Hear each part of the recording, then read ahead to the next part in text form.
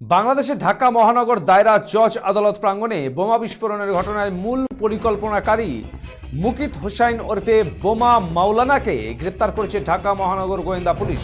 গ্রেপ্তারকৃত বোমা মাওলানা গান পাউডার সংগ্রহ করে প্রায় 400টি বোমা তৈরি করে। পরে এসব বোমা ঢাকার বিভিন্ন এলাকায় সরবরাহ করে। তার সরবরাহ করা বোমার মধ্যে একটি ঢাকা মহানগর দায়রা জজ আদালত প্রাঙ্গণে বিস্ফোরণ ঘটানো হয়।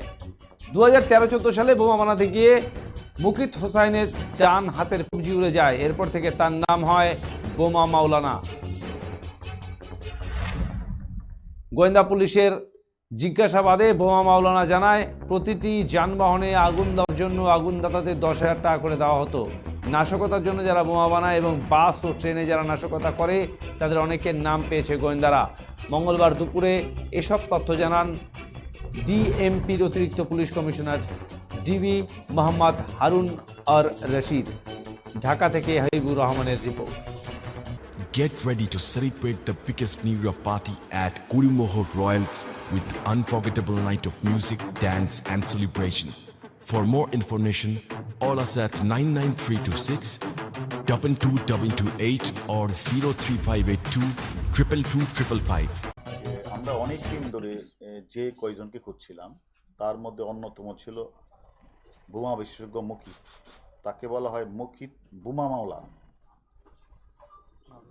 তার নাম হলো মুকিত, বা তারে সবাই বলে বোমা মাওলানা। অর্থাৎ সে একসময় আলিয়া মাদ্রাসার ছাত্র ছিল। সে আলিয়া মাদ্রাসার ছাত্র দলের সহসভাপতি ছিল, পরে সভাপতিও ছিল। পরে সে ঢাকা মহানগর ছাত্র দলের এক যুগ্ম সাধারণ দায়িত্ব পালন করেছেন।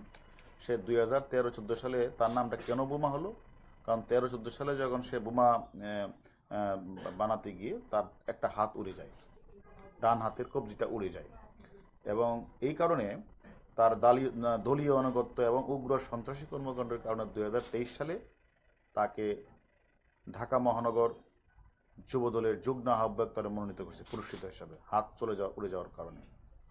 এবং আমরা মহানগর জজ কোর্ট প্রাঙ্গণে যে বোমা বিস্ফোরণটা হয়েছিল, এটারও সে ছিল মূল পরিকল্পনাকারী।